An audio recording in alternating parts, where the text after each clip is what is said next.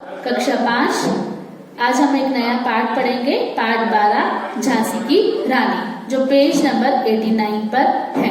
बच्चों, झांसी की रानी के नाम से आप सभी जानते हैं कि झांसी की रानी का मुझे आपको परिचय देने की आवश्यकता नहीं है।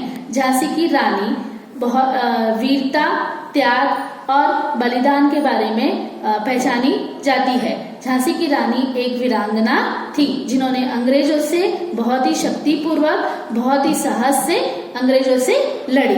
आइए हम पाठ पढ़ते हैं। झांसी की रानी। भारतवर्ष त्याग और बलिदान की भूमि है। यहाँ जितना त्याग पुरुषों ने किया उतना ही स्त्रियों ने भी किया। ऐसी वीरांगनाओं में झांसी की रानी लक्ष्मीबाई का नाम सबसे पहले आता है। हमारा भारत देश त्याग और बलिदान, त्याग यानी कि सैक्रिफाइस, बलिदान यानी कि उन्होंने अपने जीवन का बलिदान की भूमि यानी कि धरती है। यहाँ जितना त्याग पुरुषों ने किया, मतलब यहाँ जितना त्याग पुरुषों ने भी किया तो उतना त्याग स्त्रियों ने भी किया है। तो स्त्रियों भी कहीं पुरुषों से पीछे नहीं रही हैं। ऐसी वीरांगनाओं में झांसी की रानी लक्ष्मीबाई का नाम सबसे पहले आता है। 19 नवंबर 1835 ईस्वी को काशी, अब वाराणसी में मोरोपंत तांबे और उनकी पत्नी भागीरथी बाई के घर एक पुत्री ने जन्म लिया।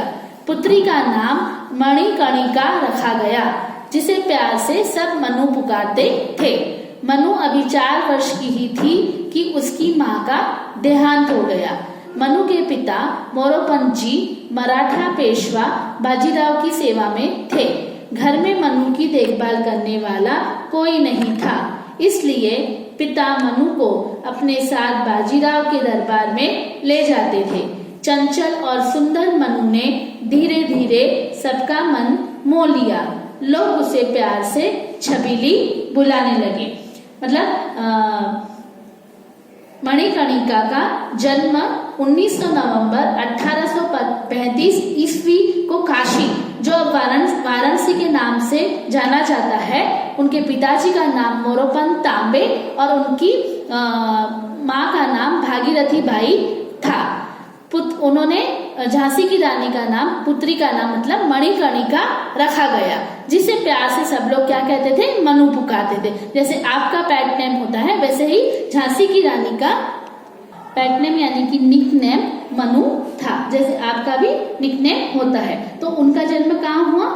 काशी, मतलब अब वो काशी का नाम अब वाराणसी है, वाराणसी में हुआ। उनके पिताजी का नाम मोरोपंत तांबे था और उनकी मनु की माँ का नाम भागीरथी बाई। भागीरथी की बाई के घर में एक पुत्री ने जन्म लिया जिसका नाम मणिकर्णिका रखा गया और उसको सब प्यार से क्या पुकारते थे? मनु। मनु 4 वर्ष की ही थी तो उसकी माँ का देहांत हो गया। क्या था? मनु की माँ का 4 वर्ष में ही उनकी मृत्यु हो गई, उनका निधन हो गया। मनु के पिता मोरोपंत जी मराठा पेशवा बाजीराव की सेवा में थे। मनु के जो पिताजी थे मोरोपंत तांबे जी, वो बाजीराव जी के मराठा पेशवा बाजीराव की सेवा में थे। मोरोपंत जी बाजीराव जी के दरबार में एक दरबारी थे।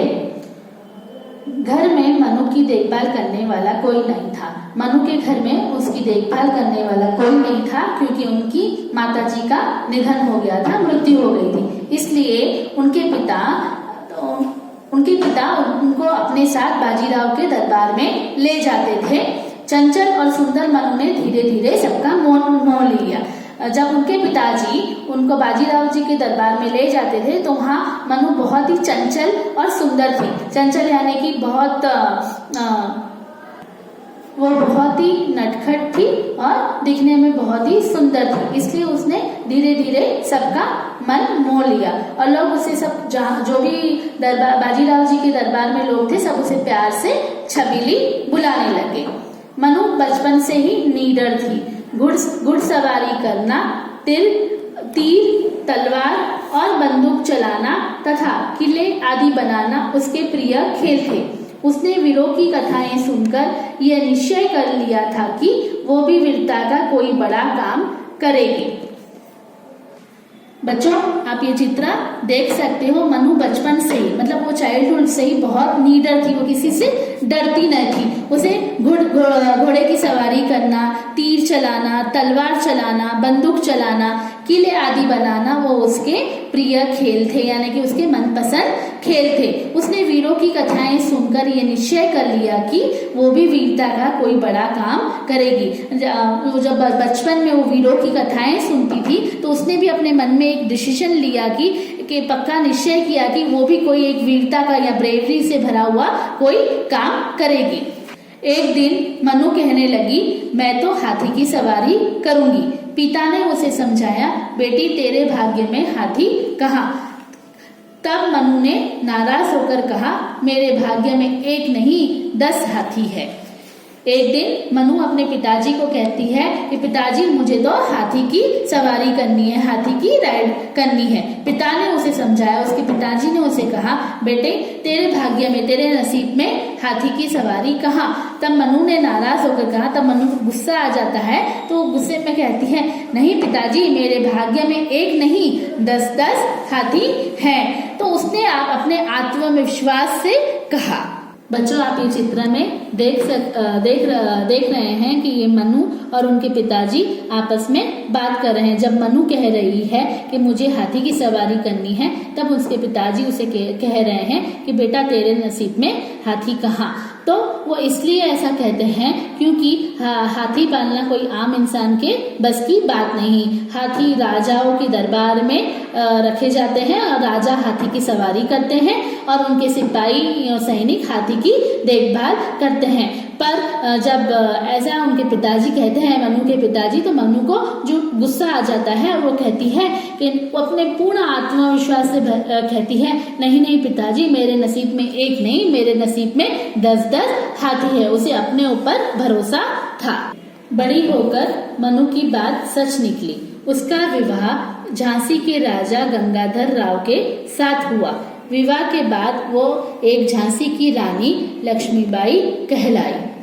मनु जब बड़ी हो जाती है, उनका विवाह यानी कि उनकी शादी, उनकी मैरिज झांसी के राजा गंगाधर राव के साथ हुआ। मतलब जो झांसी के राजा होते हैं, जो किंग होते हैं गंगाधर राव, उनके साथ उनका विवाह होता है। और शादी के बाद यानी कि विवाह के बाद झांसी की रानी लक्ष्मीबाई कहलाई। रानी बनकर लक्ष्मीबाई ने अपनी सेना को उच्च प्रशिक्षण देने का प्रबंध किया।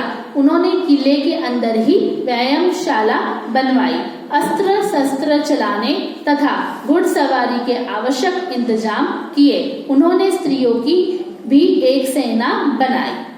बच्चों, आप जो ये चित्र देख रहे हैं, ये झांसी का किला है।